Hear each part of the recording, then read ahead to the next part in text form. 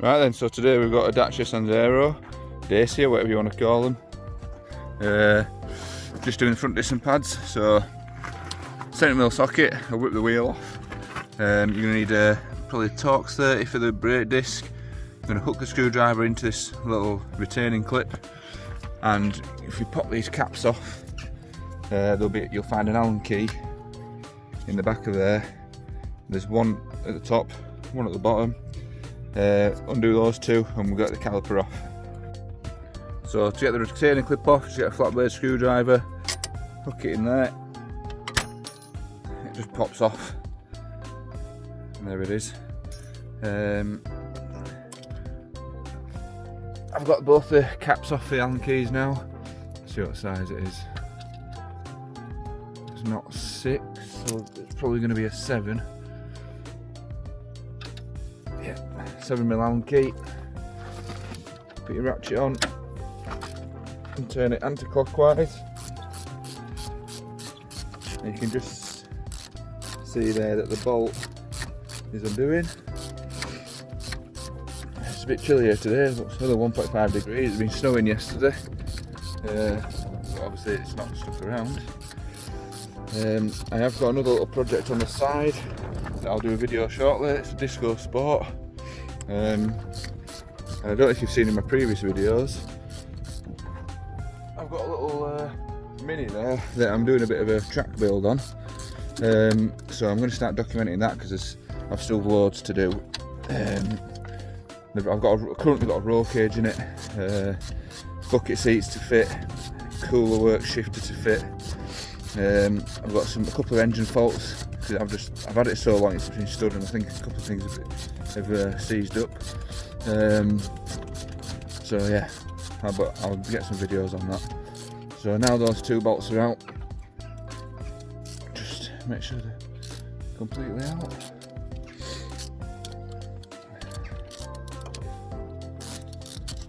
See, those bolts are out now.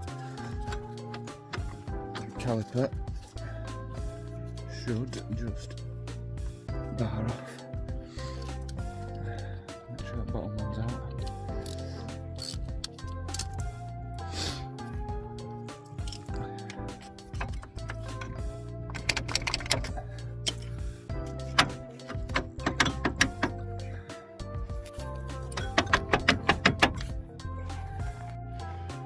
So now we've got the caliper off, I've removed the pads. One of the pad that goes into the caliper is just on a little spring clip. As you can see, they're both pretty well worn. Got advised on the MOT to change them, so that's what we're doing. Next we're getting the pad carriers off and the caliper carrier off. So it's two 18mm bolts at the back of the hub. Crack them off.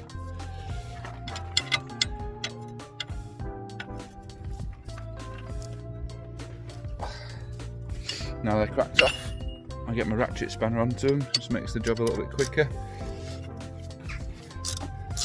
Get them off, and then it's a case of getting your Torx 40 out and undoing those two bolts on your disc. They can sometimes be seized in, but this is a fairly new car, so it should be alright. So now we've got the caliper carrier off with the two 18mm bolts. That's just bolted to the hub there and there. Yeah, we're going to get our Torx 40 out. I'm just going to buzz these two off. That wasn't even tight, that one. Put them down there, and your disc, give it a bit of a tap with the hammer. That's it, that's your brake disc off. So to rebuild it, it's obviously everything I've done, but in the reverse order.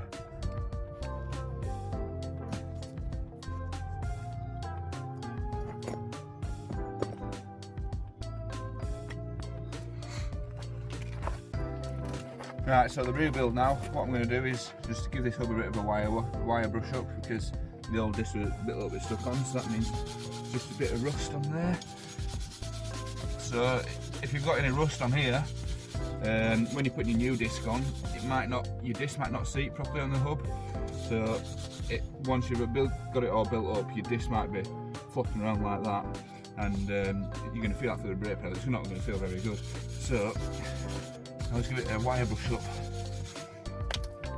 We've got new disc here, so we'll put that on.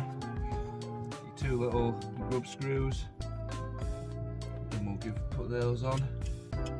It's handy sometimes just to put a bit of copper slip on those because they do seize up, but these came up fine, so it's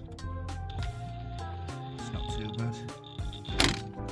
Just never over tighten. Make sure they're tight, but don't over tighten them because they can be a nightmare to get off. Next, these little grooves here on the carrier, this is where your pads slide in and out, so you need to give those a wire brush, make sure they're nice and clean. As you can see, look at all the dust coming off them.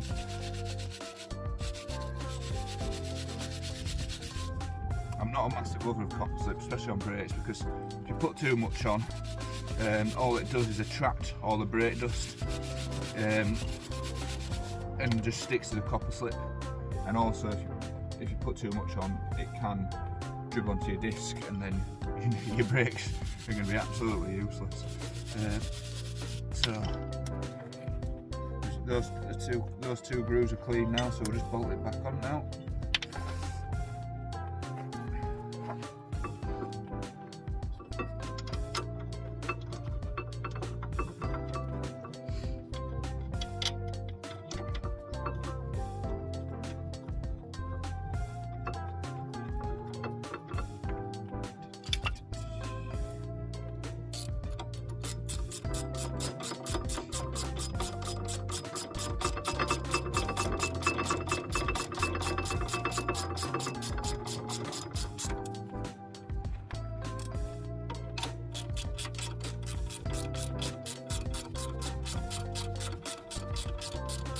I'm using an 18mm ratchet spanner.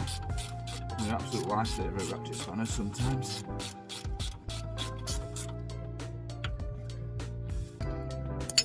Just give it a nip with a proper spanner.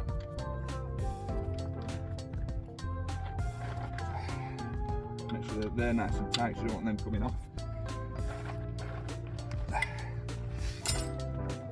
Next, to get the new pads in, we need to push this piston back. So what I use is some C grips.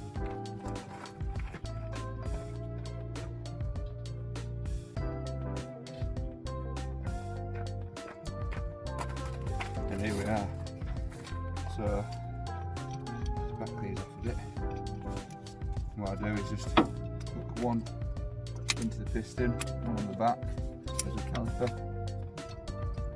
and just, if you can be able to see it or not, keep pressing it, loosen it, tying the thread a bit more. As you can see, that piston there now is working its way back in to the caliper. It's pushing the brake fluid back through the caliper, through the brake lines and back into the reservoir.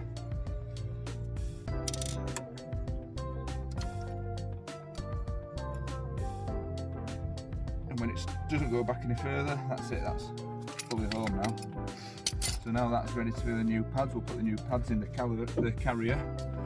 So you've got the one that just sits in there. You've got the other one that goes into the middle of your piston on your brake caliper. These can be a bit fiddly to get in. You're fighting with the spring clips on the back.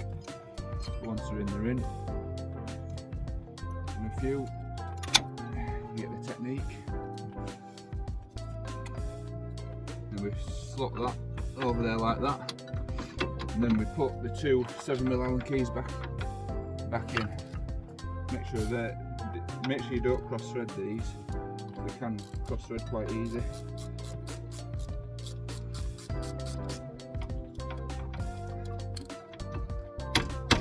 Make sure they're fully home.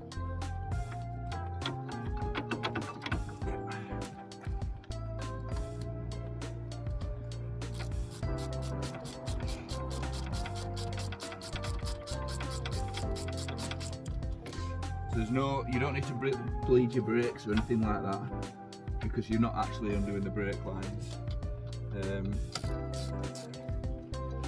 So that's a bonus, because that can be quite tricky sometimes, especially if you're on your own.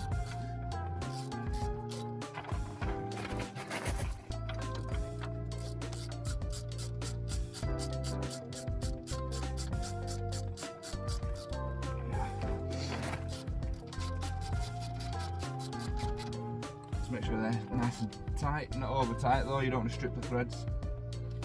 I've only got a short handled ratchet on, so you can't get that much leverage on. Place your 2 caps back in to cover the Allen keys, back of the carrier, the caliper, sorry. And the next thing is this fiddly clip.